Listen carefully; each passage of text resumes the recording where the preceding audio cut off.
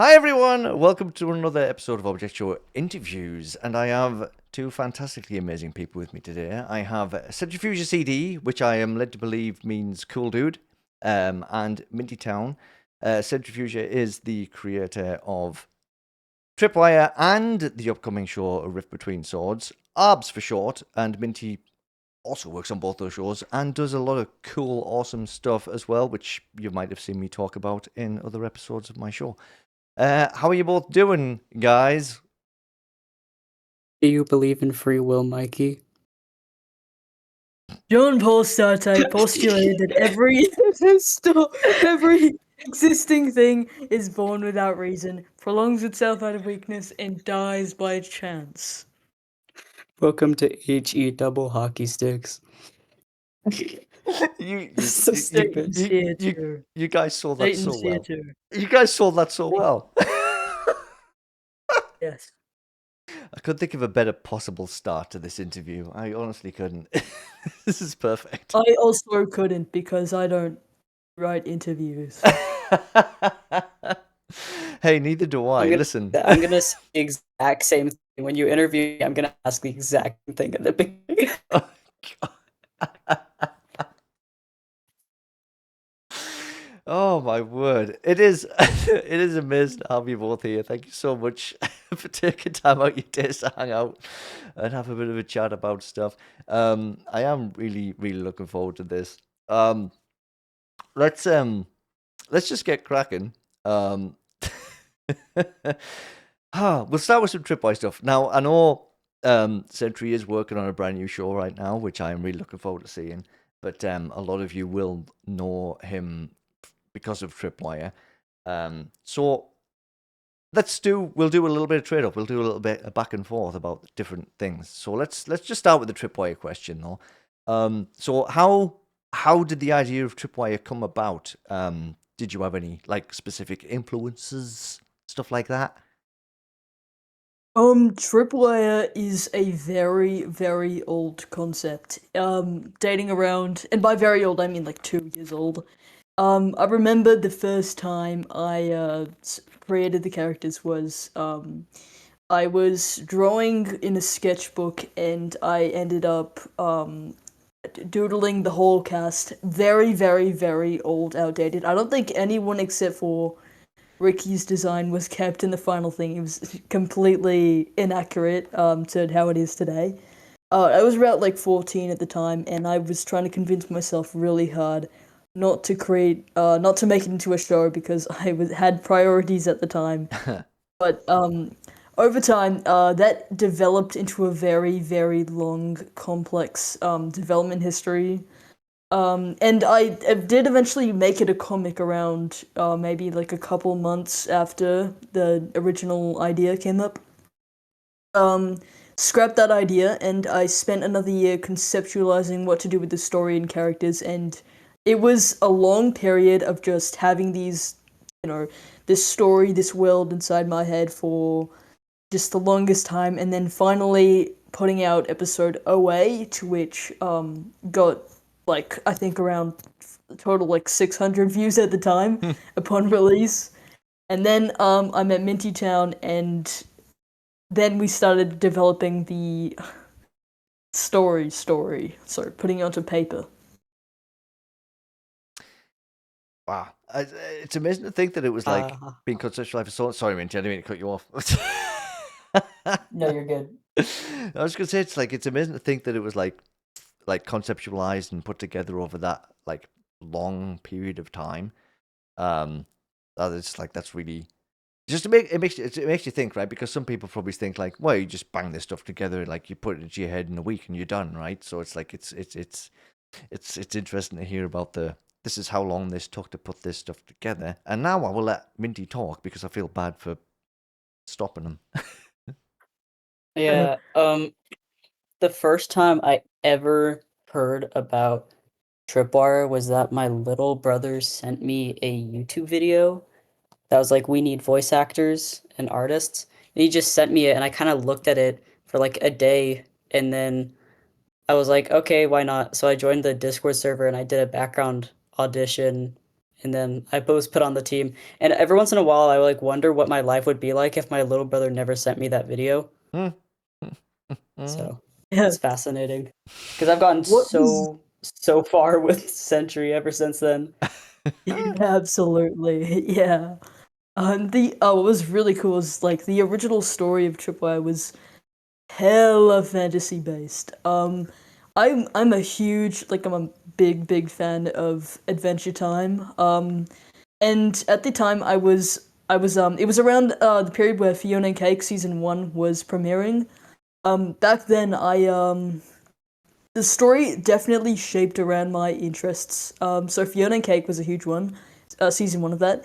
And so Tripwire at the time was kind of like this story about what is it, Ricky and Cooper and like all the guys that were in the competition, and then it was kind of like the scene in 1 where they're traveling dimensions, except they're traveling through, and it's like each episode would be a different dimension. Weird stuff would happen, like a bunch of like cool characters. Very kind of very fantasy. But then it was eventually condensed into an admittedly less cool version of what the original idea was, and none of that fantasy stuff really stuck around. If I was given a time machine, I would go back and make the show more fantastical, but I feel like with ARBS, I'm kind of getting that chance now. Like, all the regrets from not making Tripwire something that I really wanted to make, which was fantasy stuff, kind of crazy, absurdist even. With ARBS, it's definitely gonna follow more of that kind of format of like crazy, wacky, not crazy, wacky, just like different cool stuff, fantasy, Adventure Time kind of junk. Adventure Time kind of junk, which I appreciate because Adventure Time is one of my favorite shows. So Awesome. I can't wait to see how that plays out. No, like Adventure Time. Still haven't started watching Fiona and Cake season 2 yet. I know it started, and we haven't watched any of it yet. And I keep saying to family upstairs, I'm like, "Hey, we need to watch Fiona and Cake, by the way, because it's back." So like we need to maybe kind of dive back into this. So it's fun to see because it's very interesting to me. Interesting is not the right word. Why do I say interesting? I've said it. I can't retract it now, because back in like 20. It wasn't even 2010. I didn't start watching Adventure Time when it first came out. I didn't discover it until about 2014-ish. And then Ruby, my kiddo, was big into it. Like that was the first like show outside of like the preschool shows that I remember Ruby being really into as a kid. It was Adventure Time and it was Steven Universe. But like, and I was watching it and I was like, it's interesting to think because that was, well, I mean, it started in 2010 and that's 15 years ago. And now we're starting to see, and now we're starting to see the people who grew up with those shows start to make their own kind of things. And that's what I've always thought, because every generation of cartoon shows leads on to the next generations. So like, and I'm watching things, and it's funny because when I was watching Adventure Time and Steven Universe, the people making those shows were obviously they were making shows that appealed to younger people, but I'm watching some of the jokes landing in those shows and going, this is my kind of humor. You know what I mean? It was my kind of, because it was people who grew up at the same time as me watching the same kind of goofy kind of Nickelodeon stuff that I did. So there was lots of that kind. So it's really cool to see how these all tie together and they influence the next generation. And it's why I think animation is such an important medium. It's not just animation, but like animation is a really important medium because I've always been a big fan of animated shows, and I still tend to lean more towards watching animation than anything else. Isaac. Yeah, absolutely. Edge does not make a difference in this. I'm not over the hill yet. I'm still climbing up the hill. I'm not over it. Over the MintyTown, over the garden wall. Yes. Yes. Yes. Yes. Yes. Yes, I feel lumber justice. That's what I should have said instead of over the hill. All right, let's get back to this. Are there any other shows in the USC that you're a fan of? And were any particularly like inspiring? I know you were working on stuff for a while, but was there anything that really kind of went, "Ooh, this is kind of wow"? I have a whole list written down in my jot notes. A lot of these shows I actually work on, or I'm friends with the creators, which is Lunchbox Kids is my #1 favorite object show. I'm gonna go one of my favorite shows, and then one of Minty's, and then we go like that. So first off would be like Lunchbox Kids. It has a very specific vibe to it. It knows what it's doing, and I work on it as an animator, a storyboarder, and I did a tiny bit of writing assistance on, I think, the newest episode. Not much, but I did help around with that. You know, I'm gonna be honest, I don't actually watch a lot of object shows. I watched all of one, and I was a huge fan of one, so I'm gonna say one's probably my favorite. Yeah, It's fair. that's totally Also, fair. just because Yeah. I'm in love with all of the other work that Cheesy HFJ has made.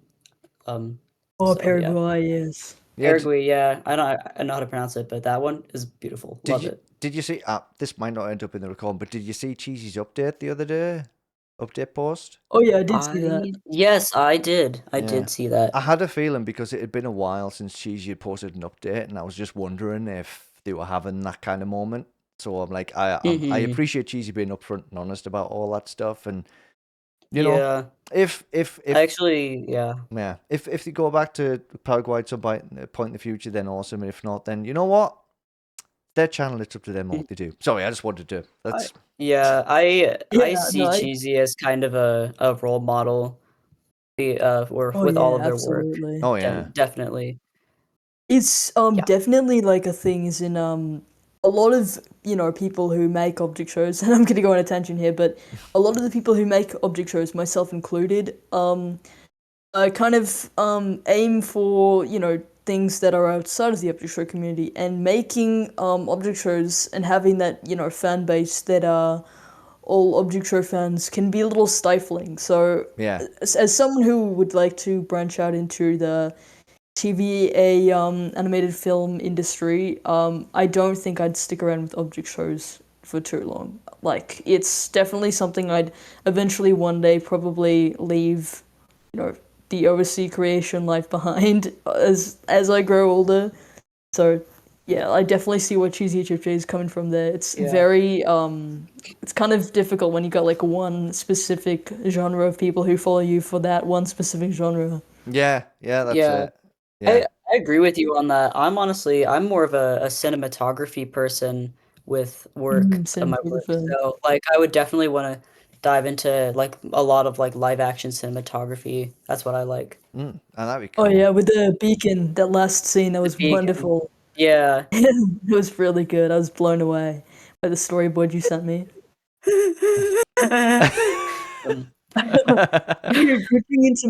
Bridging into the next show I really like. I'm gonna list them off here since Minty only really likes HFJ1. Okay. Okay. Is there any of the object shows you like, Minty? No, you can go. Okay. Next up is like Orbit. Again, really good visuals, super fun characters. I'm good mates with Mationsbomb, and I direct and write on the show. It's gonna be very interesting, and I really hope. If anyone here really likes Orbit, I think you're gonna like the new episode. I hope. I hope. Next up is Problems and Solutions. It's a good fun show. Great animation. Super unique character designs. Sacrificially Solitary. Really nice backgrounds. It knows how to do different animation styles right. I'm in love with the creator, and I can only hope he feels the same way about me. I'm sure he does. I knew Sacrificial Solitary was going to come up in that list. Probably because he read my notes document. No. Listen, I followed. Look, I'll follow both of you. I know the deal. Last up is its numbers. Similar to Lunchbox Kids, it has a very specific vibe to it. A very fun show, like good fun. Dialogue is wonderful. It's been one of the older object shows. I look up to Vangs a lot as a writer. Very talented person. Yeah, it's a good show. It's a good show, what can I say? No, just listen, I appreciate that. It's funny too because like Orbit, I love Orbit, what I've seen of Orbit so far. Problem Solutions, yep, love that too. Big fan of Soup, one of my favorite cats ever. Sacrificial Geometry, I Cleo and Clyde, two of my flipping favorite foils. Those two are two of my favorite characters ever. And oh geez, I just adore that show. And say one of my other episodes, I was saying it's funny, those two really remind me of Mordecai and Rigby, and Malkit was like, yeah, exactly. That's what I was going for. I was like, cool. I'm glad Yeah, I can see that. it's But like I never loved the regular show. it's like I'm so glad I called that one out. It's like I like it when I get something right. Usually I just postulate and I'm like, this is just my brain. And then when someone says, no, your brain was right, I was like, really? That's rare. So I'll take it. Yeah. Oh, jeez. But I also appreciate what you were both saying about, the OSE isn't something that, like, not everybody wants to start in it and then stay in it, and I do appreciate and understand that. And, like, I've always said, I'm going to support awesome people doing awesome things regardless.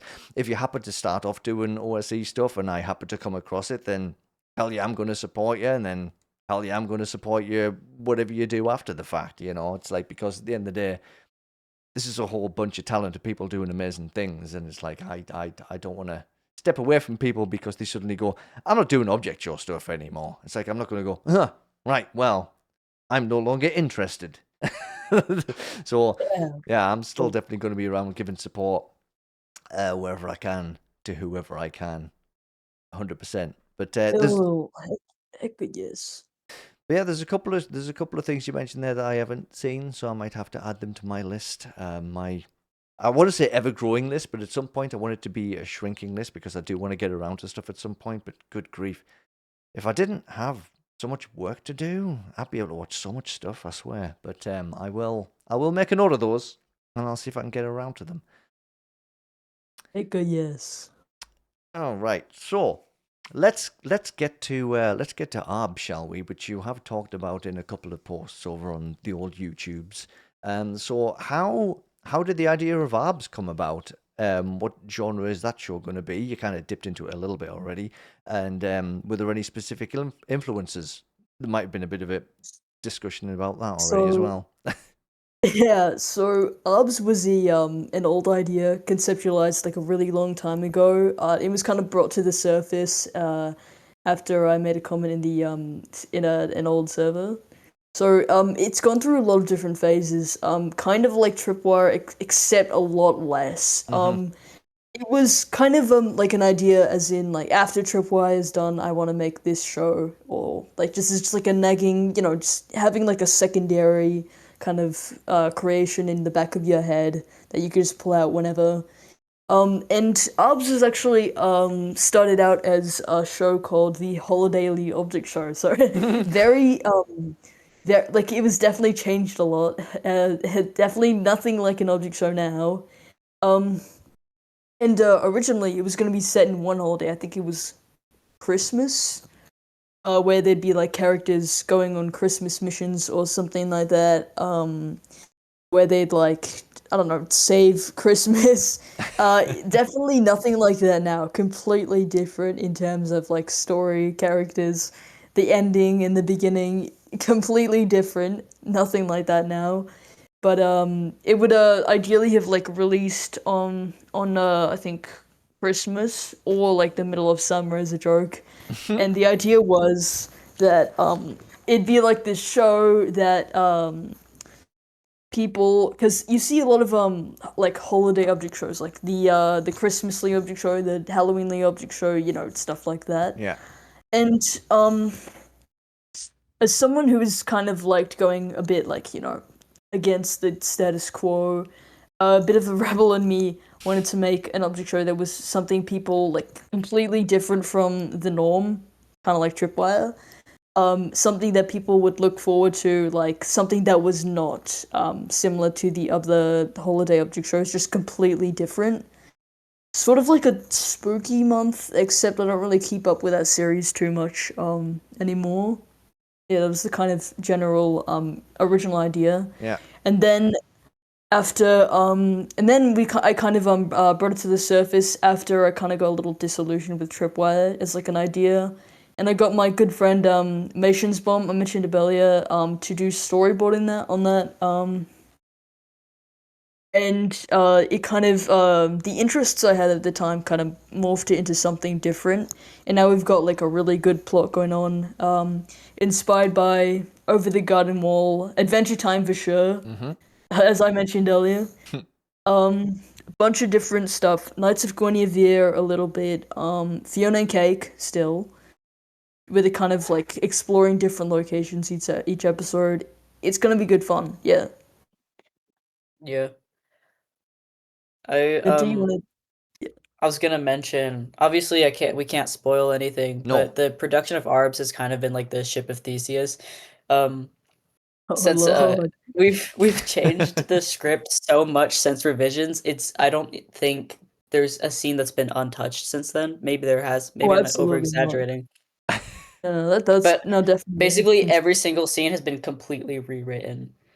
So There yeah. is gonna be another segment on this, I think, but I'm gonna mention it now.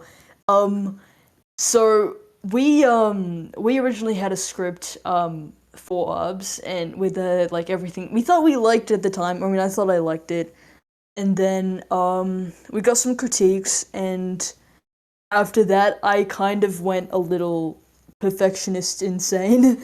And I went into the script and I was redoing everything to be top-notch quality, like as good as I could possibly push myself to write. And that ended up producing a lot of sticky notes, a lot of planning, a lot of days that was spent just writing and like chiseling down the most perfect thing I could possibly write. And at the time, I was very, very fixated on Over the Garden Wall. I mean, I still am very, very fixated.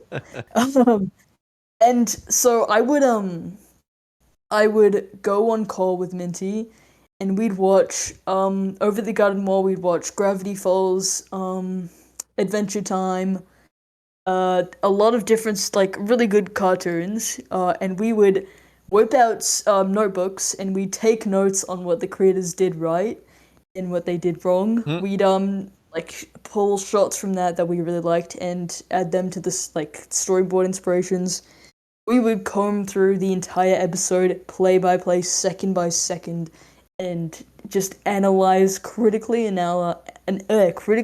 analyze like everything that made those episodes great and put those into ARBS. So hopefully by the end of the process of writing, this will be just as good, maybe even a little better. No, I'm not saying that. No, you said it. No, that's it. No, I'm not better. Maybe as good, or maybe even a little below. I don't know why I said that. That's not true. It's not true. Maybe as good, or kind of reaching level of being TVA quality, maybe.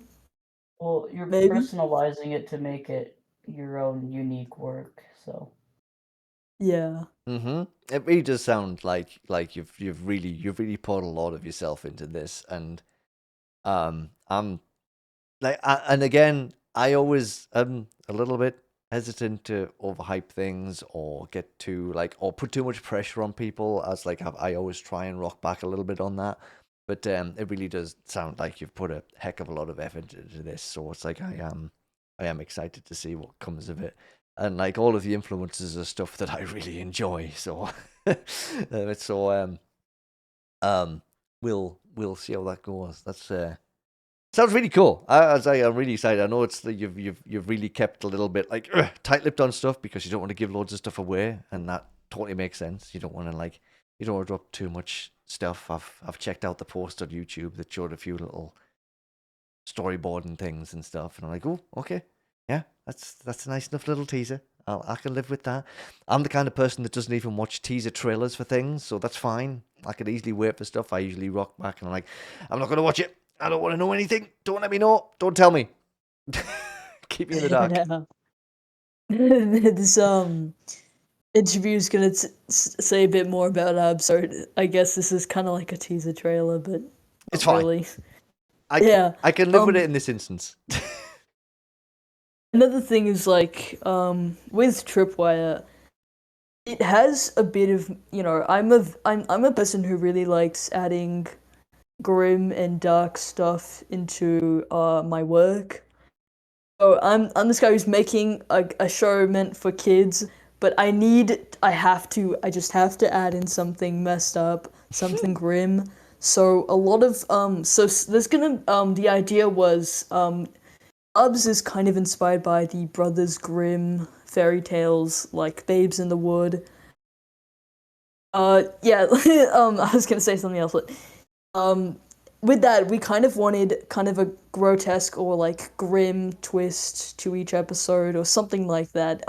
It might get washed away in kind of the process of development, but that's the original idea, and we're gonna try and stick to something like that. Oh, that's good. That's like, I had Brothers Grimm books when I was a kid. That was definitely a thing. It's like the fairy tales were definitely a lot darker, for sure. Yeah, and sure. it's definitely you find it's interesting the last since the turn of the millennium, I guess these kind of things have definitely got a little bit more kind of like, yay, everything's super wonderful and nothing bad ever happens, right? But like when I was a kid and reading fairy tales, it's like something horrible always happens to somebody. It's like that's just the way it's meant to be, right? So it's really cool to see that kind of backtrack to those kind of days too, because it's like, it's true, we have kind of, and like, I'm not saying I'm against the yay happy ending thing. I mean, that fine, whatever, but at the end of the day, it's like, yeah, life's not always, sunshine and rainbows, is it? Yeah, no. If you could do a crossover episode with any other object show, which one would you pick? Are there any other object show creators you'd love to work with, aside from who you already have? Because I know you have worked with other people before. Probably Orbit. I don't know. I already work on the show as a writer and director, and Mations and I actually talked about it, a merch collab, but that might not happen because stuff's going on. It would be cool to see House and Herrick interact though. There is actually a picture of that. Mations did draw that. I'll send that to you later, and you can put it up on screen if Sure. I do remember to do that. I'll bug you. Oh yeah, bug me afterwards. For a show like that I haven't really worked on, maybe Numbers or Problems and Solutions. I don't know. There's it would be cool. I don't think any of it's gonna happen. I don't even know if I would accept a collab, so I don't take this as like a invitation or anything, because I am a bit busy with ARBS right now, and Tripwire isn't really a focus, but yeah, would be cool. No, An imaginary world. well, then that's the thing, right? The question's never meant to be like, hey, do this thing now you've said it out loud. Yeah. It's like a postulating. Hey, it would be cool if. So, any general advice? I like this. Nice and open. General advice. Anything and anything. Anything and anything? No, I said it. I'm going to stick with it. Boy, there is a lot that I've learned over the years, and me and Minty both have a lot of advice. Hi, yes. Yes. But do you want to go like back and forth, like one me, one you, or? I only had like two pieces of advice, so. Okay, I'm gonna okay, you want to say yours, and then I'll postulate. No, I'll think about mine, and Okay. you can go ahead first, and then I'll comment. I think the first thing of advice is definitely when you're making a show, you have to be making it for yourself and not just for your audience, because like it can really easily become like not enjoyable to work on your own project, even if you had passion for it beforehand, if you're worried about what the audience is gonna think. Um, so that was like my first bit of advice.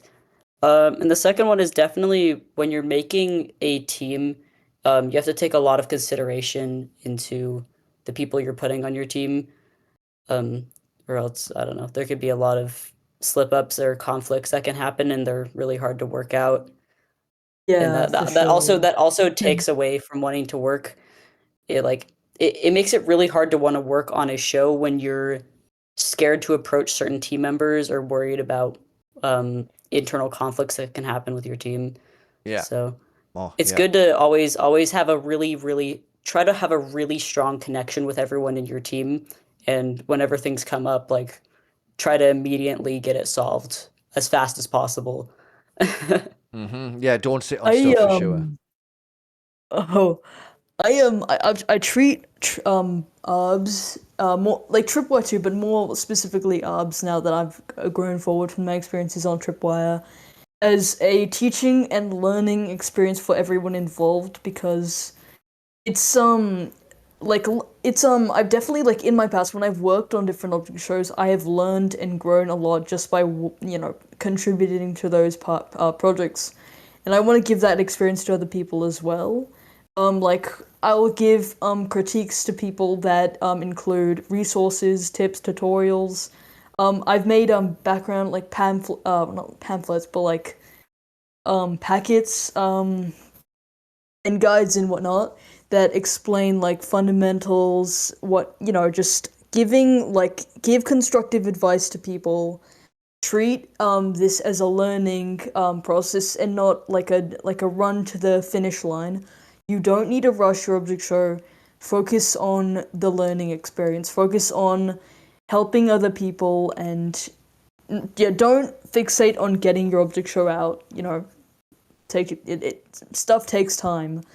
And so this is my second point, which is you should be making a project to put a piece of yourself out into the world, like a little ship of your interests set into the ocean in hopes that it'll turn into a great big boat boy one day. You can really tell what shows are a labor of love and which ones have been genetically engineered to appeal to a fan base. And yeah, you can really tell. And Yeah. I really do appreciate projects that appeal and manage to appeal to people, and also you can like tell that they're a labor of just intense passion from the creators. hmm Oh yeah, And definitely learn to find value in the work process and not just the result. absolutely, Like absolutely, you should not feel like you have to dread working on a project. Oh, yeah. Like it needs to be something that you enjoy, and if you're not enjoying it, then you need to reevaluate that project. exactly. Do not put the project over your own mental health and your happiness while working on it.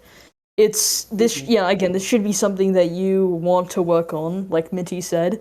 And if you don't like working on it, then what's the point? Just it's not there's no point to making something if you aren't enjoying the process.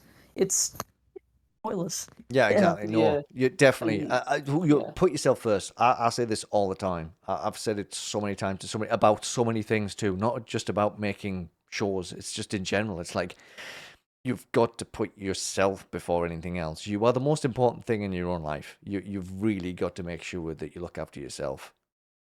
Yeah. Exactly, yeah. That actually like leads into like what my last tip was, and it's that you definitely like recognize when you need to take a break for your mental health, and not like it doesn't have to be a really big break, but just recognizing when you might not be in the space to work on a project, or if your mental state is gonna affect the quality of your project at that time. Like that's really important. Yep. Yeah, um definitely. and like we can cut this part out if you want, but like I've had to tell Centri a few times to like stop working on it if it's like midnight with ARBS, Oh, oh my because God. like you get like you like I can genuinely feel you crashing out through your messages to me, and I'm like you need to to close your laptop and you need to go to bed because you're losing your shit. Like, you need to go to bed right now.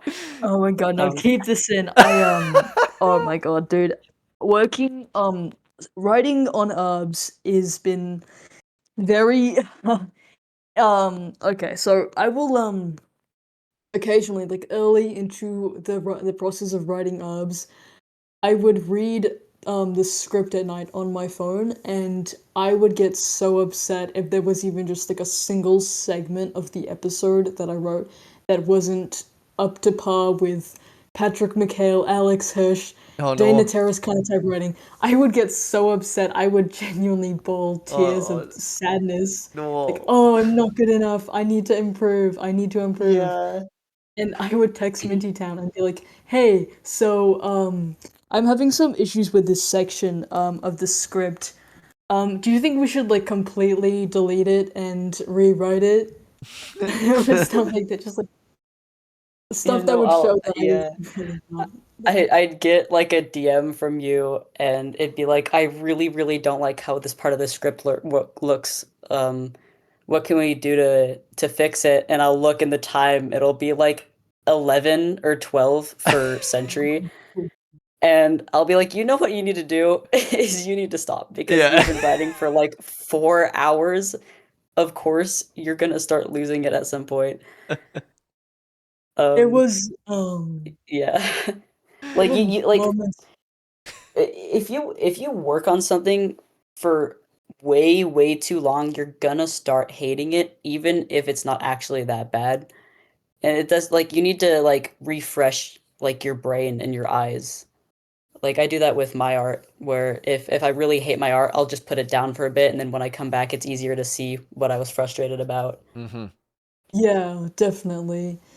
And I remember one of the times when I was really like self-conscious, not self-conscious, but like very self-deprecating about my own work because I was holding myself to all these, figureheads in the industry that I wanted to write like. We got on a call, me and Minty, and I was just just absolutely losing it a little. I would I was kind of distraught a bit, and I was just like blabbering absurdism nonsense like I asked you to call me father. I remember that. And No, I lost it so hard I started crying. No, I Um, have a I have a clip where Here's a you clip. were asking me about some advice and I gave some advice and you're like, "That's right. This is why they call you Michael in real life." In real And they will continue to do so. And it's like, "Are you okay right now? Do you need to lay down?" I laughed. I was You so laughed. hysterical. I started laughing for like 5 minutes I nonstop. have I didn't I stop. have a I actually have a metal TV clip of you doing that. I don't know if we'd be able to include it in the video because it would have a little bit of like really light spoilers. Um, Yeah. I will leave but I that. have that clip. I will leave that up to you two. You could discuss that if you want to send me it, but if not, that's fine. If it's, I will rewatch it, and if it's funny enough, then I will send it to you. God, by God, I swear I will send it to you, sir. You Yeah. spent your entire life on a pamphlet. Well, you can make it more like a notebook with like bookmark separators in it. So when he flips Yes, the yes. pages, he's flipping from the bookmark, so it's skipping like 15 pages each time. You're right, MintyTown. This is why they call you Michael in real life. And people will continue to do. Another piece of advice, very, very important, is the second you accept criticism is when you'll begin improving exponentially. There is, of course, there is a difference between someone giving you constructive feedback and outright just bashing your work.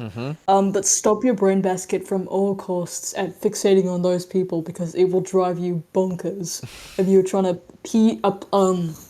if you're trying to appeal to someone who just doesn't like you or your work. That's gonna drive you crazy. Don't think, how can I make this so good? I went into the process of writing ARBS with the mentality that how can I make this so good that even people who hate my work and hate me will have to admit that it's good. That is not a good mentality. Nope. Do not go into that mentality. You cannot please everyone, and that is okay. Some people are gonna love your work, and some people are gonna hate it, and that's okay. You do not need everyone to love your work and love what you do, because as long as you're happy with it, and as long as it's fine, then it's fine. Yeah, it's fine. Back to the critique point though. Um, your brain really, your brain basket really hates when you receive criticism. It's gonna do everything in its way to convince yourself, oh no, they're not right because they don't know the context of this. They don't, people like what is it? Like no, because this doesn't work because X and Y, so you are actually in the right here. And sometimes you will be, but at the same time you have to acknowledge that like these people are your audience. They are giving you feedback from the perspective of someone who doesn't know as much as you do, and you have to pull yourself out of the mindset and the thought process of like you believing that you are the ultimate visionary, because that is not true. There are people around you in your crew who are there to give you feedback and advice, and you need to listen to them. Even if you don't agree with their points, you need to listen to people. You need to make sure you get as many perspectives as possible so you can come out with the best piece of work that you could have possibly created. That is incredibly important. Take criticism, do not shove your critics away. Thank them because they're doing a lot of work, especially the people who give a lot of criticism. It doesn't mean they don't like your work or they don't like you. It means they want you to see you improve. And you want to improve, so you need to listen to them. Listen to your critics. Just, be open. You know what I'm saying? Yeah. And honestly, I think the best critique comes from people who really, really like your work, and they're critiquing you because they Exactly. want you to improve, not because they want to insult you. Mm-hmm. 100%. Yeah, do not take criticism personally. It is Yeah. unless someone is like being rude about something, Yeah. or sprinkling in like rude or like insulting comments, or talking about you personally, then they are trying to help you and they are not trying to insult you. So treat them with respect. Yeah. No, and That's you know, something again. yeah, that's solid advice for like just life in general. Honestly, it Yeah, really is. absolutely. Because and you're right too with what you say. It is hard because we naturally are predisposed to getting defensive when anybody questions The brain anything we basket. do. Right? The brain basket, right? It Yes. just does not. It doesn't. Brain It doesn't accept that stuff. And The you brain know, doesn't like it. and it is. It's really hard. And it's funny. I still have the same reactions when people tell me something. Like, well, and like you say, it's also differentiating, and it is different. It's generally easy to differentiate between people who are giving you genuine critique and people who have just been jerks. It's generally easy to tell. You can easily weigh it up and go, yeah, okay, I know which one's which in this scenario. But it's good advice. It is, but it's hard. It's hard to remember it because I'm ancient and it still is hard, believe me. But it's good advice and people should take it to heart. Definitely listen to that. When people give you genuine advice about stuff, listen to it. Because these two know what they're talking about. All right? Yeah, thank you. Okay, I've got two more pieces of advice, and they are kind of short. Second last one is use establishing shots. Use establishing shots. Just use establishing shots, okay? Use establishing shots. Give your viewers a break. They look good. Use sound stings too. Sound stings are great. ARBS has a lot of sound stings and establishing shots because we were trying to emulate that kind of 2010s mid to late Cartoon Network and Disney Channel cartoons like Gravity Falls, big one, The Owl House, and Over the Garden Wall, and Adventure Time doesn't really have as many sound stings. Neither does Over the Garden Wall, but I digress. Okay, last thing, and this is very important, almost as much as the criticism one. But I want you to listen to me very carefully right now. I see you through the screen. Listen to me now. I'm gonna hold your hand when I say this. I'm gonna look right at you. Do background checks on everyone. Do background checks on your doctor, your lawyer, your mom, your dad, your friends, your dog. Do background checks, please. You're gonna save so many headaches, awkward conversations, and just like general trouble. You do not want to be dealing with people who are sketchy or shady. Just do background checks. It is not that hard. Please do background checks. It's such a solid piece of advice, and I'm going to call back briefly to my chat with Stone from a couple of weeks ago, because Stone was basically saying the same kind of thing. Stone's had to also shove some people aside from Battlefront Niche Internet Fame too because of the same scenarios. It's like this person ended up leaking a whole bunch of episode 2. So yeah, definitely 100%. You just need to make sure if you're bringing anybody into any project you're working on, yeah, background checks, everybody. 100%. Like, And also, yeah. Oh, yeah. It's not necessarily that all those people are going to be bad people. It's just that there's conflicts of interests that Yes. happen, and that can make it really, really hard to work with some people. And you do not want to end up being in the middle of someone else's beef. Oh, Please. gosh. Hey, stay out of trouble. I smile. Yeah, just stay out of issues. And also, I've had to do quite a few things in the past. oh Lord, yes. And also we've opened with TRIPWIRE, we opened up crew concern anonymous Google forms that allowed people to come to us about individuals who might be problematic or just generally like, you know, we want to stay out of beef as much as possible. Yeah, that's open crew concern forms too. No. And reach out, and if you see, sorry about that. If you see people, if you see like a problematic person in the crew of someone you're working on, and you can point them out to the creator, then please do so. Because creators do not, like most creators do not want to end up getting roped into drama and situations like that. Just please tell them, inform them, be Say open. something. Generally, say something! Be open about, be very communicative. As communicative as possible. Yeah, and honestly, that goes for crew members too. Not just if you're directing a show. If Yeah. you're working on a show and you have a concern that you feel like you need to bring up with the creator, you should bring it up with them as soon as absolutely possible. Do not let Even Yeah. push the initial like fear aside of having to talk to a director, because I assure you they want to know what the issue is as fast as possible. So yeah. Yeah, it's something we've learned. Like again, with the like taking criticism stuff, like yeah, take criticism. Yeah, the people don't mind most of the time. Yeah. Oh, Yes. and that's really good stuff too. Well, that's the other thing, right? Because like you could say, like there could be some crew members who have a bit of an altercation, and you want to know when that happens. You want to know. Absolutely. You know, you just Yeah, don't want people to yeah. just sit on that, and then Yeah. it just festers and gets worse and worse and worse. I mean, yeah, having the form I is a think great it's idea. obviously I can't go into detail because I respect all these people, but I went to like work one time, a work shift, and I came back to this huge thing that had happened, and I was just kind of staring at my screen. It's like, damn it. It's like, darn it. Oh my god. And then I sighed and I went to bed. Yeah. Sometimes that's all you can do. I'll just go to bed.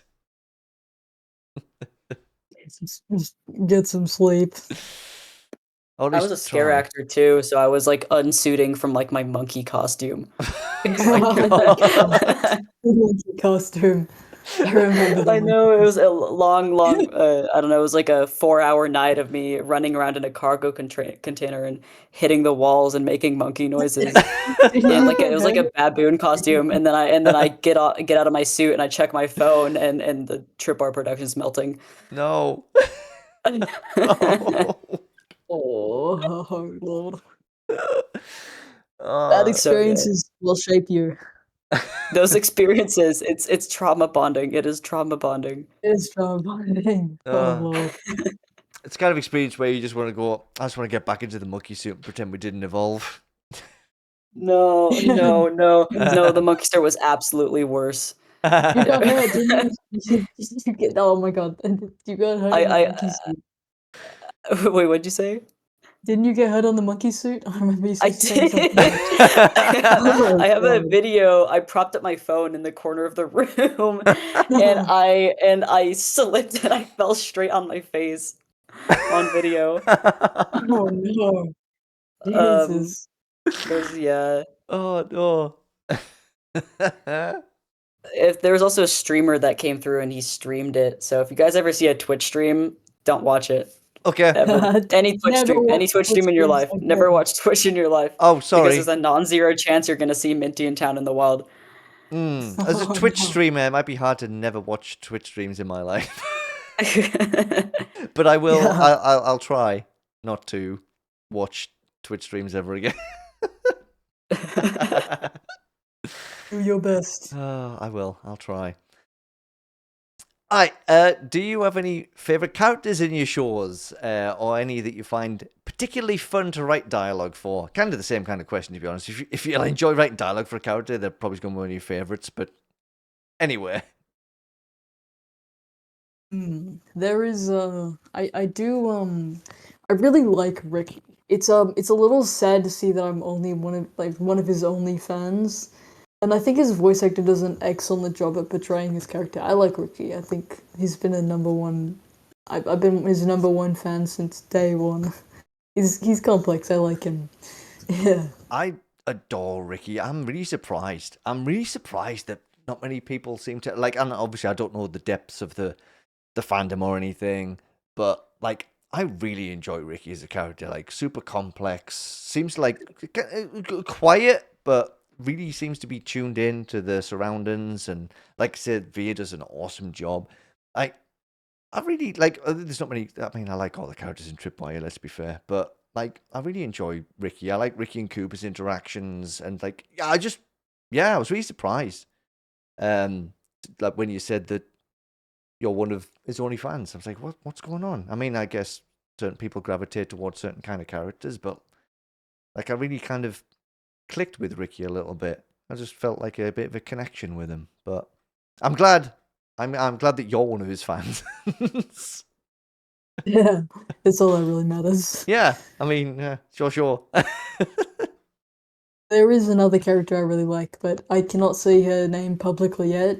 She's from ARBS, and I love writing her. She's sort of like a morally grey individual, and I can only hope that people are gonna enjoy her. But knowing the internet, she'll probably be the bashing subject until episode 2 releases. Oh, no. Poor little unnamed girl. Oh, Please be kinda. She really didn't mean it. No. Oh no. Oh well. I'm sure as soon as ARBS comes out, we're gonna watch and go, wait, that's her. Yeah. Yeah. Oh, poor little angel. Oh. Well, you know what? Looking forward to ARBS even more now. Yeah. Yeah. Keep a lookout for yeah. her. As for ARBS, I have a different favorite character than Centri, so I won't say it. But I will say that the scenes we've written with them have like made me laugh hysterically a few times. So Super tetanus blast. Super Tetanus Blast! I think my family heard that. As for Tripwire though, I don't think I have a favorite Tripwire character. I feel like this would be a fun spot to mention. One of my friends sent me a video of them putting out a cigarette on a photo of Raphael's face. What? So Why? What? I don't know genuinely, and they had like 10 photos of Raphael printed out. Wow. Didn't you go to a convention and see someone with a Raphael kind of? I went to a convention and I had a little image of Raphael in my shirt pocket. Aw. Oh, didn't someone recognize it? Someone I did. swear. There was Yes. there was a different object show cosplayer that recognized it, and I was bouncing off the walls. I was Aw. really happy. Oh, I love that. Oh, that's wonderful. That's great. Oh, that's so cool. Perfect. I love that.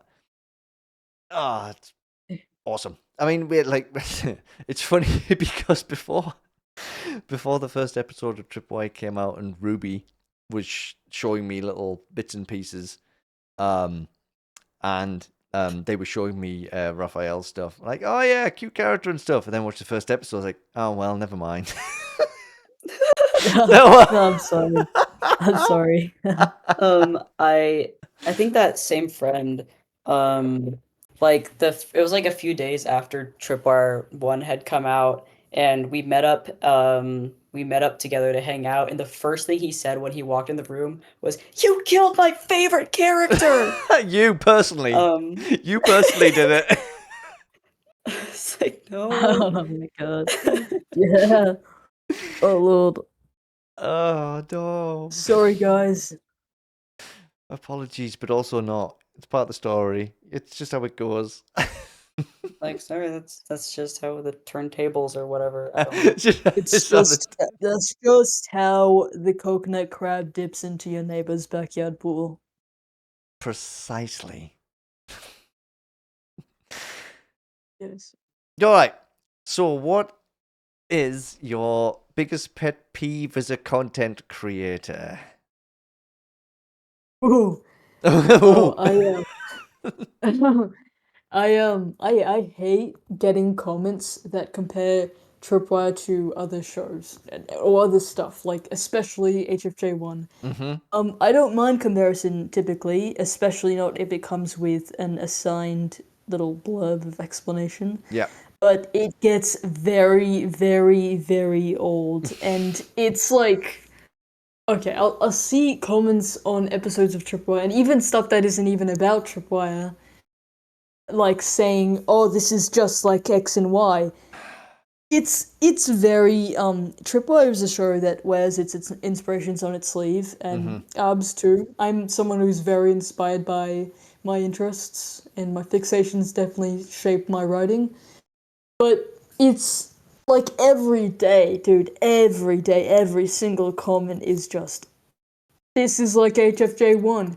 Please stop. Please. I'm sick of it. I'm sick. I am sick and tired. I have had enough. I get it. We get it. It's like HFJ1. That's the inspiration. I think we understand now. Can you please stop, please?" It's like It's very annoying. if you see somebody else say that, don't feel the need to repeat it is another thing, though. It's like that's the thing when you see like 10 people say the same thing on the same video. It's like someone else already said this. Exactly. Don't do it. I'm gonna like, I'm not even like exaggerating when I say almost every single comment is comparing Tripwire to something else.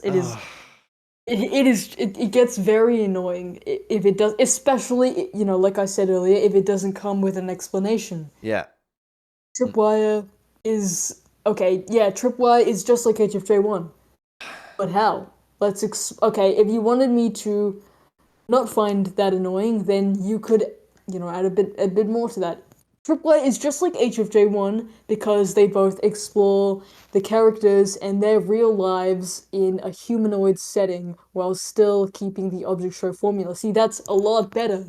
That is a lot better than just, saying this is just like HFJ1 but X and Y. This is just like HFJ1 if GLaDOS was the host. This is just like HFJ1 if there was death. There was death. They were all unemployed. Yes, that's a good one. Comment that one, Yes. okay? Oh my god. This is like HFJ1 if all of the directors and creators were unemployed. This is yes, exactly. Are you sure you want to put that entire crash out in the interview? Put it in the interview. Let them see it. God damn it! I Leave it want in. change in this society. Roll it. All that Roll day. it. All the day. And also getting comments about Tripwire on videos that aren't about the show is also very annoying. It's not as common as the latter, but this one. But no, do you know what though? I 100% agree because when I'm when I'm in comment sections of things and I see people talk about stuff that is not the video, I'm like, why are you doing? No, you've got other places you could mention this. Don't bring this into. This is clearly not the place to mention it, and especially if the person has specifically said, please do not talk about this thing on things that are not about this thing. How hard is it though to listen to simple instructions? Also, if the video was clearly a vent video and Oh my god. Oh my god. makes there's like a a vent. time and When is Tripwire 4 coming out? Oh my god! Oh, we have You know what? Tripwire Never, just recording. because of you. Yeah. If you as a creative like if you like the show and if you want it to continue, then don't comment stuff about the show on videos that are not about the show. That's a way to make creators start to resent the show a little bit. Exactly. Like that it's seeping into different videos, into videos even about their events and personal life. That's the easiest way to get a creator disillusioned. It's so it's so ridiculous, and I always try my best as well, and look, some people accuse me of toxic positivity, but listen, it's like I do, I really do try and just be a little bit of a rainbow in people's comment sections, and then I look at other comments, I'm like, oh, you're ruining it. You're really ruining it. It's like I'm trying to be so nice, and I'm just trying to I pay attention to what people say. At least I always try my best to anyway. But yeah, no, I'm 100% with you on that. And I've actually encountered it a little bit in some of my stuff. It has happened a lot of times because obviously I don't have a show. I do, but it's not, you know what I mean? It's not an actual show. It's a show about other shows. But now and again, there will be people who just randomly throw in things that have nothing to do with what I've posted about. Like, what? Huh? Where did you come from? What are you talking about? So I haven't encountered it the same way you have at all, because you've encountered it way worse than I have. But I do get it, and I understand, and I totally 100% agree with you for definite. Oh, yeah. And I hope I didn't sound too mean there. I feel very strongly about this. I appreciate every single one of the Tripwire fans. It's just, it's a pet peeve. It gets a little annoying and very old very quickly. No, and I get it. The thing is, I can understand your perspective because obviously there is a big fan base there. But you have also clearly stated that, hey, I just want to maybe take a step back from this and focus on this other thing. Can you maybe not? Could we just take a step back from this and talk about this other thing? Or can I focus on this other thing for a while and put this on the shelf? And yeah, and some people just, it's always the same kind of things. It's like, and I see it with other creators too, where they try and post something.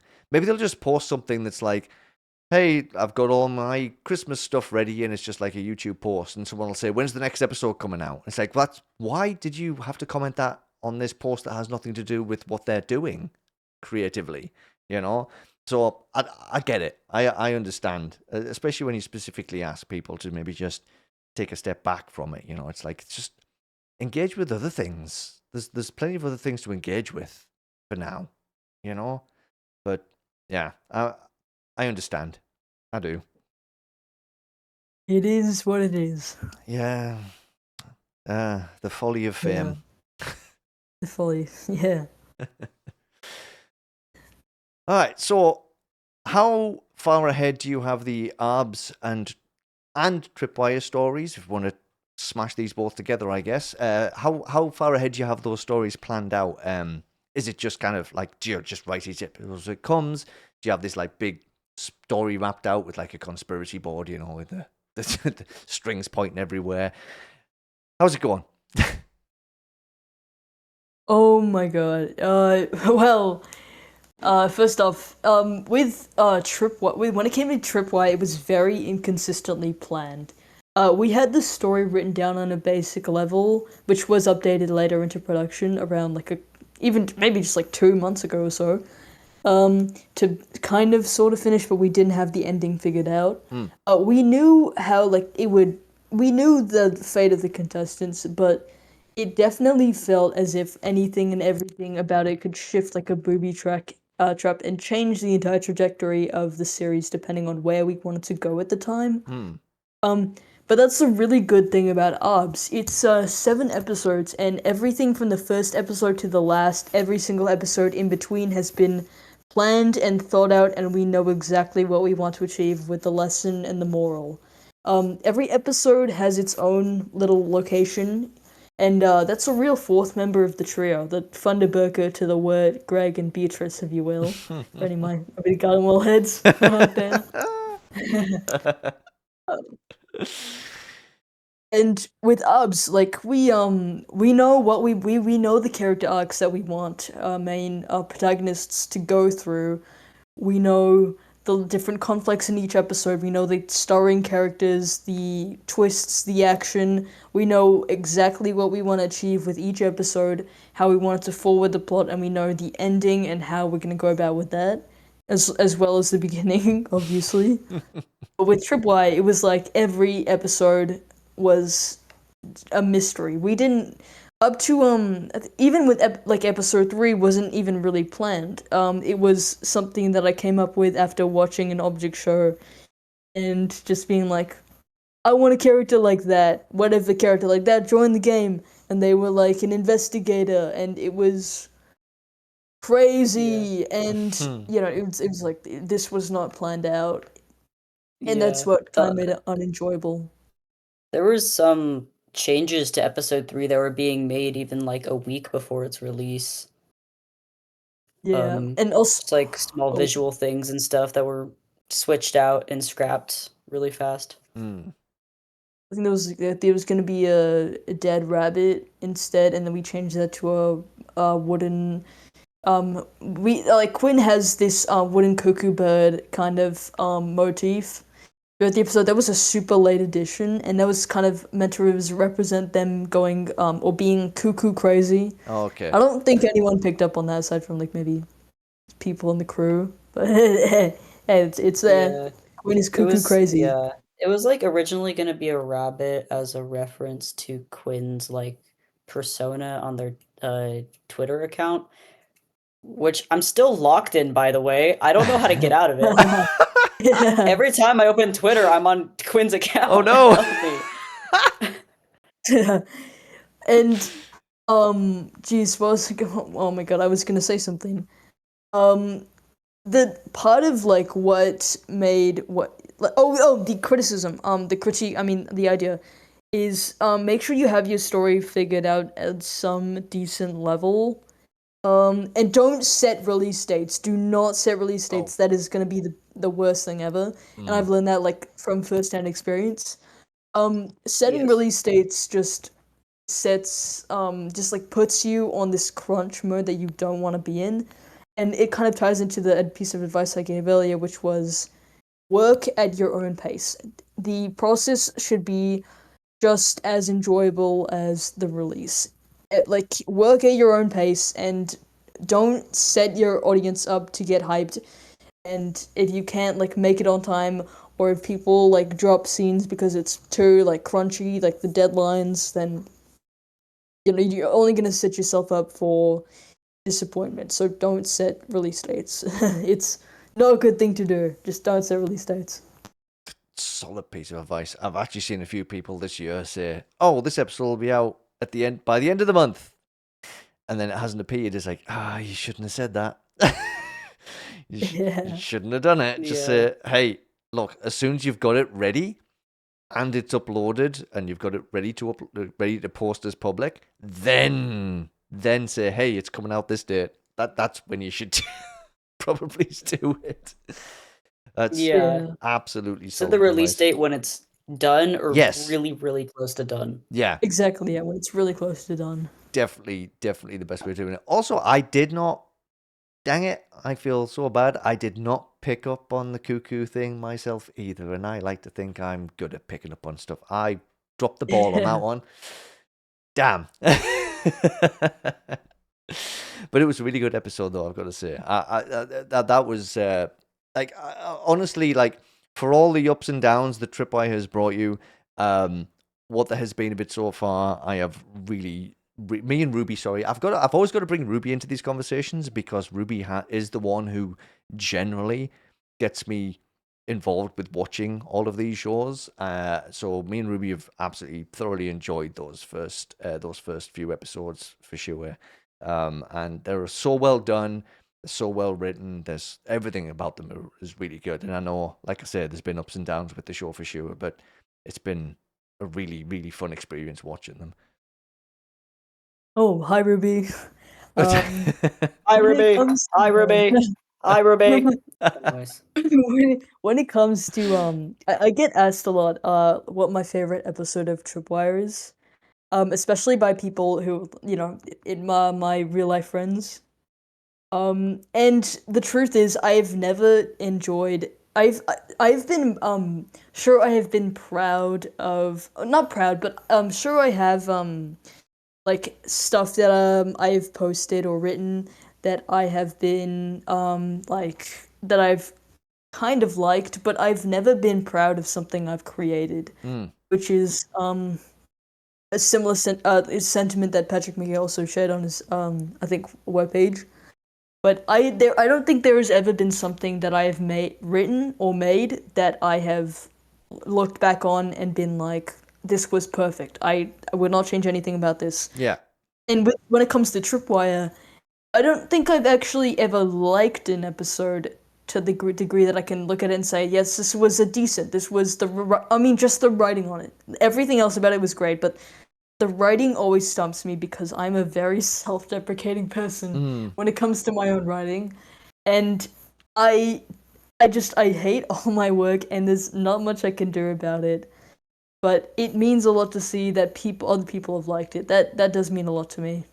Even if I cannot possibly see what anyone would like, any good traits anyone could find in my writing, I do appreciate it still. Thank you. Just telling you the truth, regardless of how you feel about it. Thank you. Okay, do you well, listen, this is a question that's already we've kind of, it's already been kind of, it's popped up a little bit, some of these things. Do you have any other big non-OSC shows or media that inspire your stuff? Now, I know this might be a retread a little bit, but feel free to gush over the shows again. This is your chance. Oh my god. Over the garden wall. Didn't expect that. Oh, who could have known?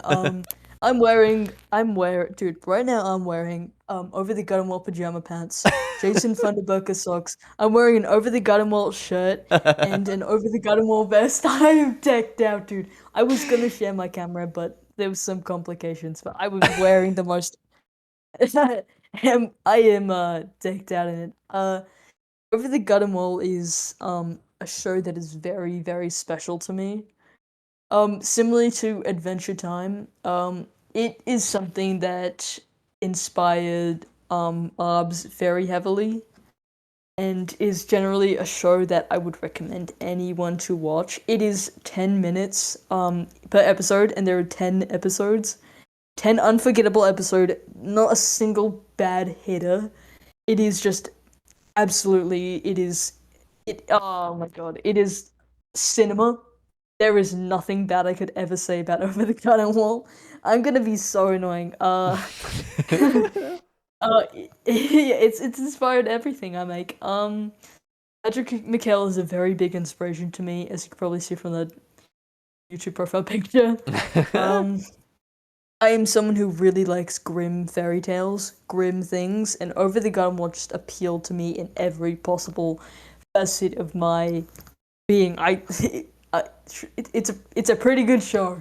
It's a pretty good show, and I like it as the average fan of Over the Garden Wall who is not wearing the most embarrassing Over the Garden Wall clothes right now.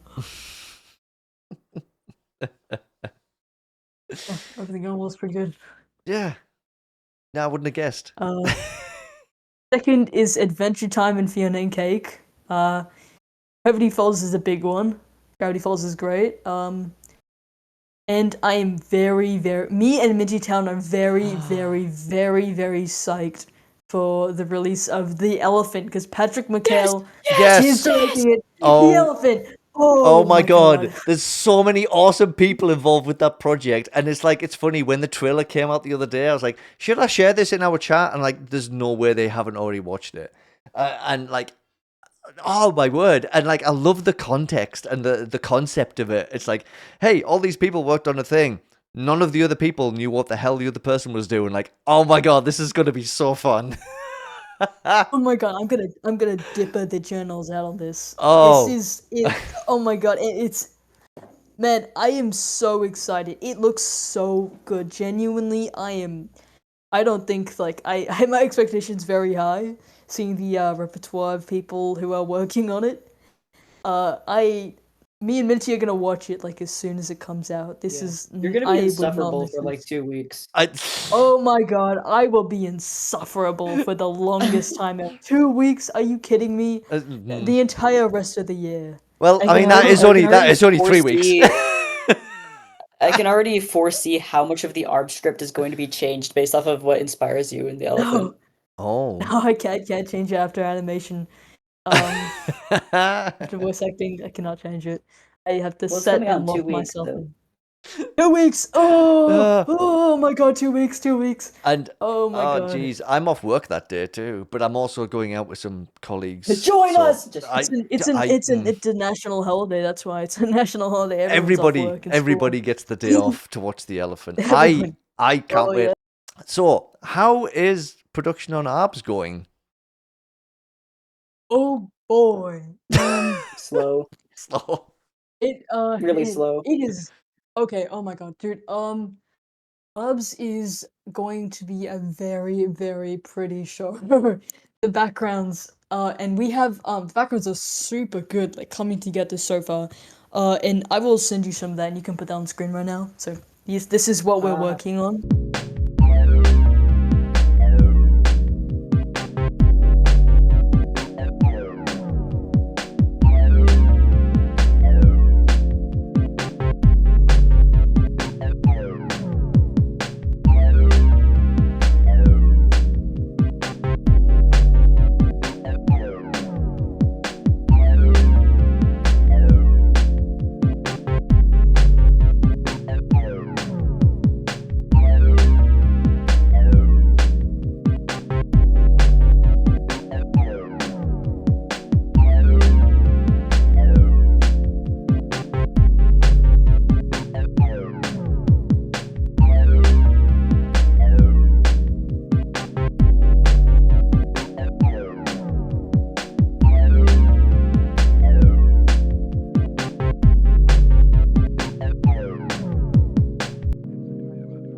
It is gorgeous, and we have an insanely talented group of directors on board for this.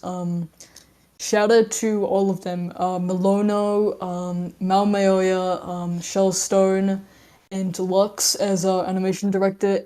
It is going to be a beautiful show. And MintyTown, of course, is doing, he's the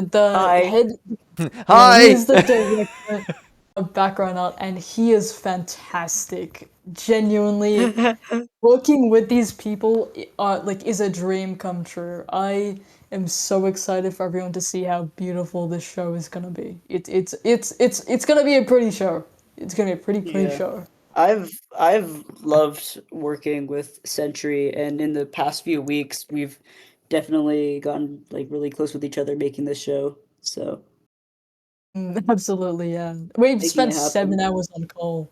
Just we did. We stayed on call for like 7 hours one time. I'm sure we could go longer.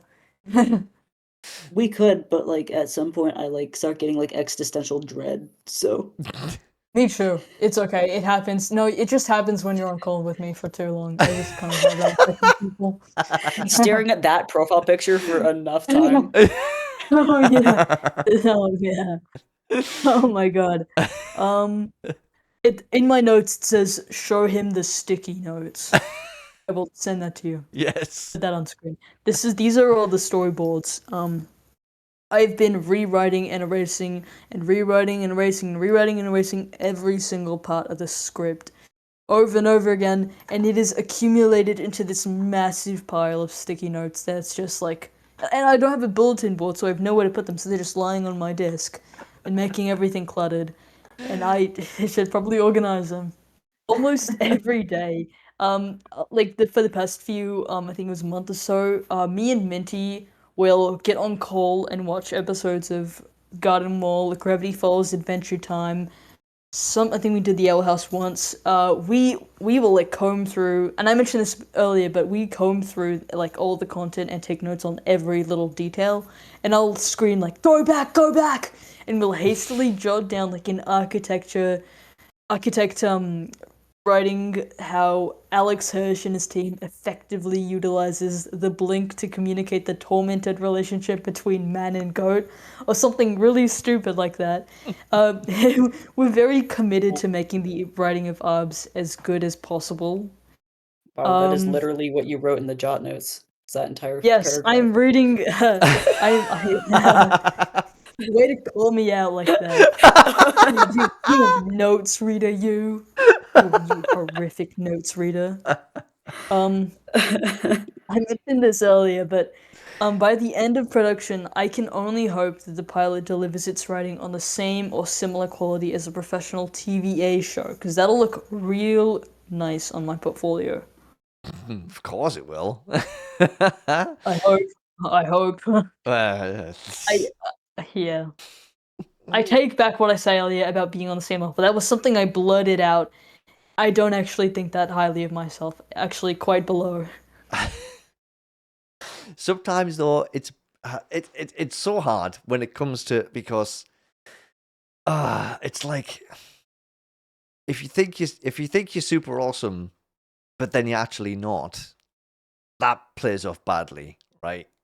But Yeah. if you undersell yourself, then you're always trying to aim higher. So it does make sense, as long as you're not too self-deprecating. Although this is coming from a person who always self-deprecates, so I don't know why I'm trying to say any kind of advice. but but no, I think you are coming at it from the right angle. Just don't get too down on yourself, is what I'm saying. Just don't get too low. I cannot promise anything. I mean, the more hard I am on myself, the better product viewers will get, and that is the ideal goal.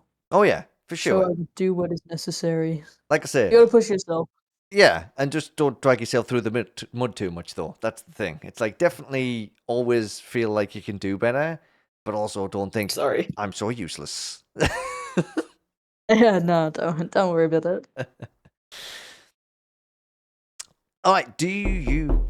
That knock again? Jeez. You fell out my chair that time. Okay, level myself back out again. Do you have any advice for anyone looking to start working on their own show? Of any kind of show, any kind of creative project even, really? Like, any tips on getting things off the ground, getting started?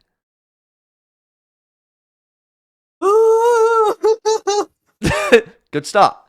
Yeah. Do that first. Never. Take risks. Approach it. Sorry. Approach that creator that you look up to and ask if they'd like to work on your show.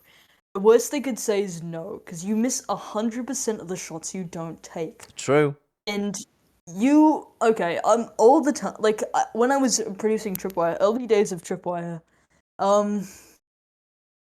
I was like super caught up in my head about the production, and like I wanted to get all these like cool people work on my show. Like I was really adamant on getting a person called Cal Legend to animate for like a specific scene that I had planned out, and be like, this is the goal: get Cal Legend on episode 5, and that was super like distant in the future. But my point is like, if you really want someone to work on your show, if you just like take the shot, reach out to people. As long as you're professional, you've got like a decent chance, maybe.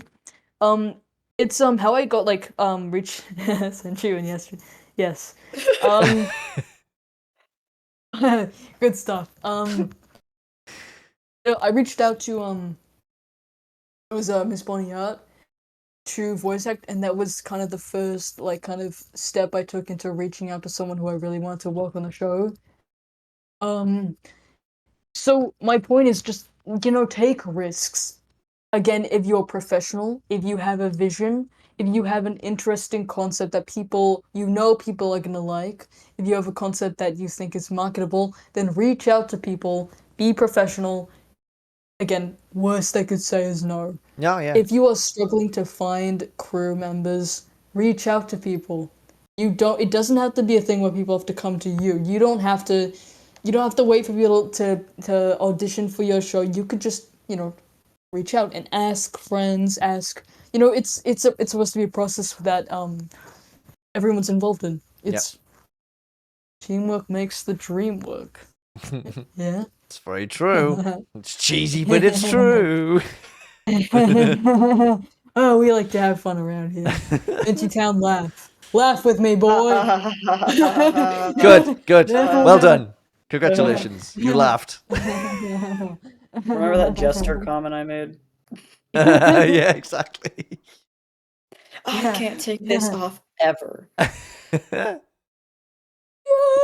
Yes. If you are trying to make a serious object show, don't rush into it. Making something detailed and complex like that requires time and dedication. Nurture your project like a flower. You don't want to go out into the world with a seed. A fruit. Okay, nurture your project like a fruit. You don't want to go out into the world with a seed.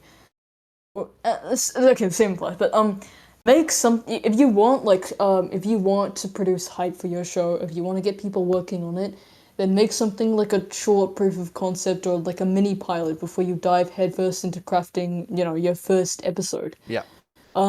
Don't rush into things.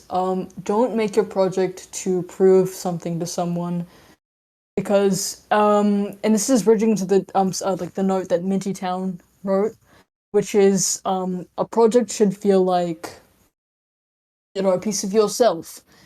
It should be fun. Just, the process should be fun, and you don't just don't rush into things. Minty, you got it.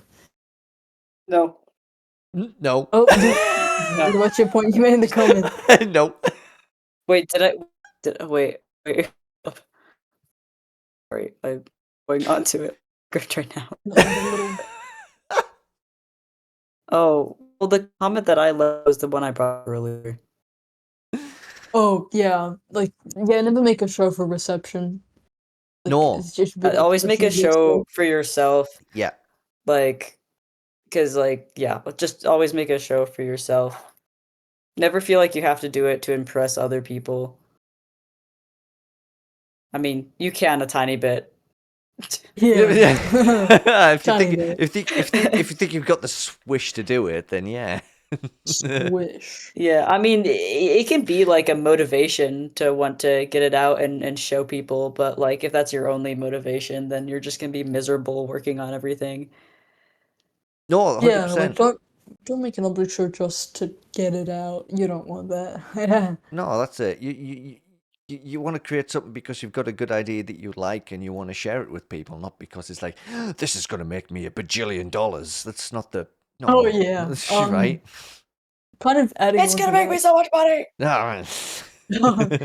Kind of adding on to that, this is another, not really a piece of advice, but like a suggestion, is which kind of bridges into the next question that I just kind of added in last minute, which is like when you have talented people on your team who are kind of underground, who are like okay, you need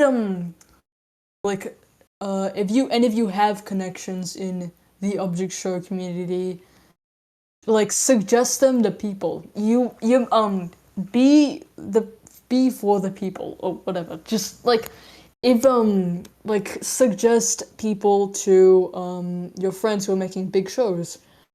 get your friends or talented people on your crew hired by people who can elevate their or like help their financial situation or whatever. Like suggest people for work. There were a bunch of talented people in the OSC. Shout out Shellstone, one of the best storyboarders in the entire genre. Wow.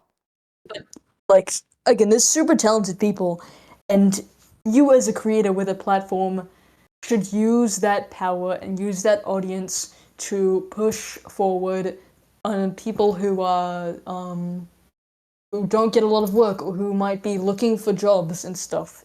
Like it's the right thing to do. Yep. Yeah. Definitely. 100%. And like, as you said, that question did just get added, and you did just shout one person out. So did you want to shout out any other awesome people that you've worked with since you started? Yes, sir, creating? I do. I do. And go for it! Shout out Jade, really good storyboarder, super sweet person, amazing friend. They're a really good storyboarder. Their stuff is really good. They're working on TRIPWIRE and now ARBS, and they're also a really good talented voice actor. If I recall correctly, who did they voice in Nolla again? Was it Nicole. It was Nicole, right? Oh, wow. It is Nicole. Yeah, they voiced Nicole, super talented person. And also shout out my partner Malkit. Again, really talented person, jack of all trades. He does storyboarding, he does animation, super good animator. Like outside of the OC even, like super amazing animator. Really good writer as well. He directs and created Sacrificially Solitarily, so hella talented guy. This person isn't in the OSC, but they do make video essays. Shout out Quinneman, very funny person. Good voice actor as well. They're the new voice of Celeste and Quinn. Very talented person, hella funny, hecka funny. Shout out Quinneman. Shout out Mason's Bomb as well. Good storyboarder. Hella soul. He's got hella soul in his art style. Orbit is great. So watch Orbit. I'm just shouting out all of my friends right now. Oh, and shout out to Malono. They're the art director. They're the art director of ARBS right now, and they've got an amazing talent when it comes to color selection, backgrounds, art, animation, and they let me talk to them about Over the Garden when we can talk together about that. So that's a bonus. Shout out to LuxEG. I think it's Lux_EEG on TikTok, I believe. Super like a really talented animator for starters. They direct animation in ARBS. Very talented person. They worked on TRIPWIRE, Noia, a few other things if I recall correctly. Incredibly talented person. Very introspective as well. Every time I think they finish working on a project, they make these kind of short reflection TikTok videos, and those are just like a delight to see. Person who responds very well to critiques and criticism, and you can just tell like they've grown a lot from their like experience on projects. They're very talented person in general. They also make a show called Waves, so check that out when it's out. It's gonna be awesome. What is it? A production manager on both TRIPWIRE and ARBS. Also works on that, so it's gonna be good. I'll tell you, it's gonna be good. Yeah. Awesome. Yeah. Do you know what? A whole bunch of amazing people and some And good me. additions. And Minty, of course. And Minty is like a basic shout out of all time. Minty is super talented.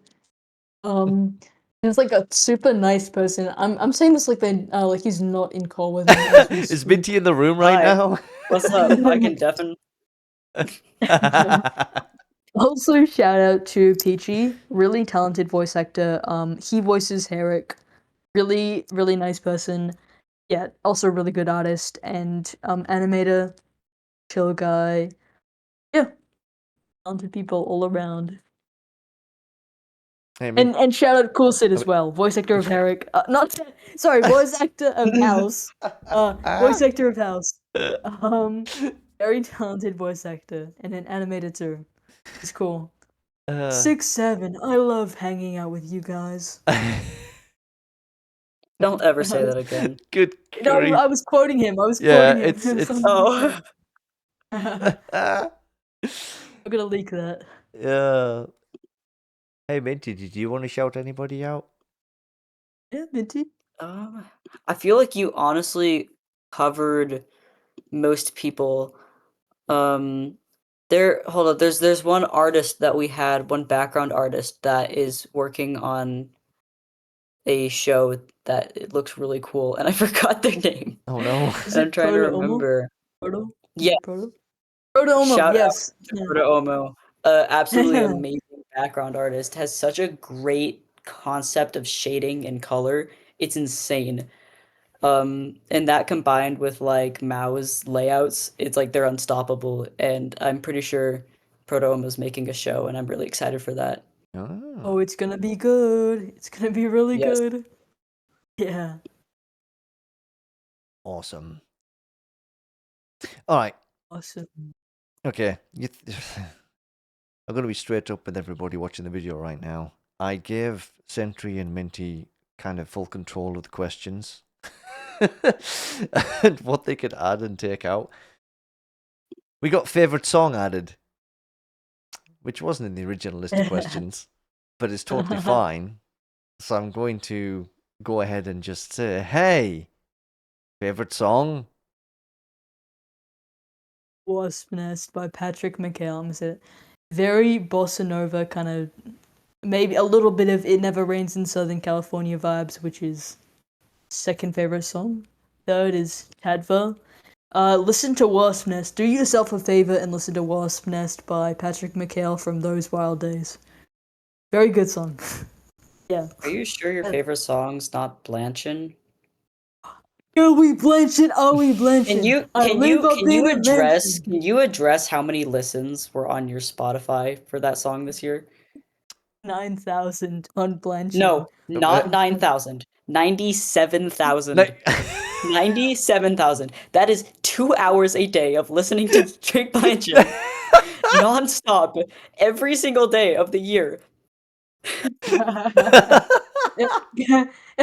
It's a good song.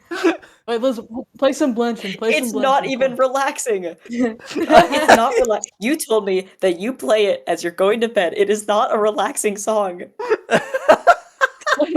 Play Blanchard right now for it. Like, play a little clip of Blanchard. Is it cute to play a little bit of Blanchard? Am I blanching, girl, we blanching. I live up in a mansion. Am I blanching, girl, we blanching. I live up in a mansion. Ugh, I can't get that terrible song out of my head. Oh, you mean Straight Blanchin' by Lil Big Dog? It's the catchiest song of the summer. What is blanchin'? Rappers can't just make up words. Rappers are visionaries, Wendy. If they told me to eat my own pants, I would do it. Eat your own pants, eat your own pants, yeah. I guess I have no choice.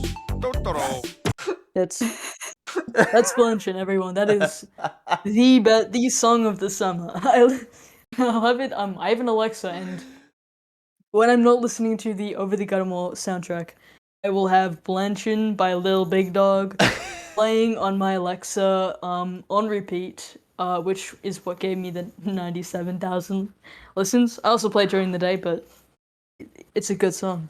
I don't think I've even listened to one of my favorite songs by my favorite bands that many times, and I'm 40.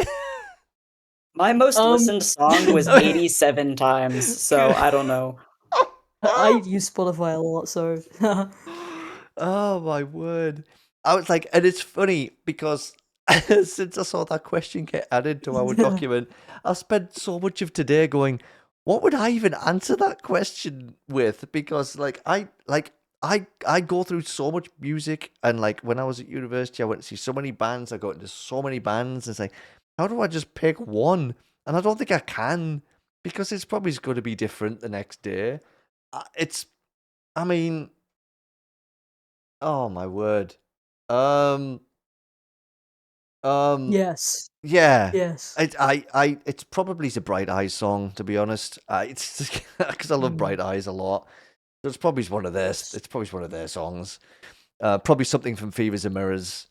But I love that whole album. Radiohead are my favorite band, and I love their stuff. But like, I wouldn't say one of their songs is my favorite overall song. Because I love all the cheery music. Hey, Radiohead and Bright Eyes. I love the bouncy stuff. I'll get down on the dance floor to Radiohead, you know. But like, Yeah. listen, I do appreciate the addition of that question. I don't want to put you on the spot, Minnie. You don't have to pick a favorite song per se, but I mean, if you Me? want to dive into your music tastes, you feel free. Since Centri did and I just did. Some of my favorite songs right now is absolutely Drag Path by 21 Pilots. Oh, I love that song so much. It's inspiring the next work I'm gonna be doing. oh, But I'll talk about that later. And also, the Mighty Rio Grande from. It's not from Earth to Echo, but it was in the Earth to Echo soundtrack, and that is one of my favorite movies of all time. oh, It's also 11 minutes long, so oh! You gotta love a long song. Oh, it's really good. I love both of those songs. So those are my favorite songs right now. awesome. Oh, and Comatose by Glass Beach. Very good song. Also. I'm sure later on I will probably bang a whole load of random music videos your way once I start remembering other stuff that I enjoy. Yeah. All right. Well, Yeah. I guess we've kind of wrapped through more stuff now. So, hey, you two, any final thoughts, words, kind of open forum moment? Kind of go for it. Anything you want to wrap up with? The floor is yours. The floor's been yours for the whole interview, to be fair, but even more so now, I guess. I feel the dark veil descending. Kill your sleep. Can't really think. Do you want to watch me light my hand on fire? Yeah, well, no, Yes, wait, hang on, yes. what? Yes, you turn on camera. Do it. Mikey, are you able to readjust your OBS? Probably, yeah. Thank you very much, Centri, for hanging out and talking about all things that you're up to. Really excited to Yeah. see what happens with ARBS. It's been a really fun chat. I appreciate you taking time out of your day for this. And hell, maybe we'll chat sometime again in the future. But if not, then take care. All the best for the rest of the year and for 2026, because wow, we are rattling to the end of 2025 Yeah. soon. So Oh, yeah. yeah. But this has been really fun. Thank you very much. And Thanks for having me. yeah, and then maybe we'll see you again. Maybe. All right. Maybe for the elephant.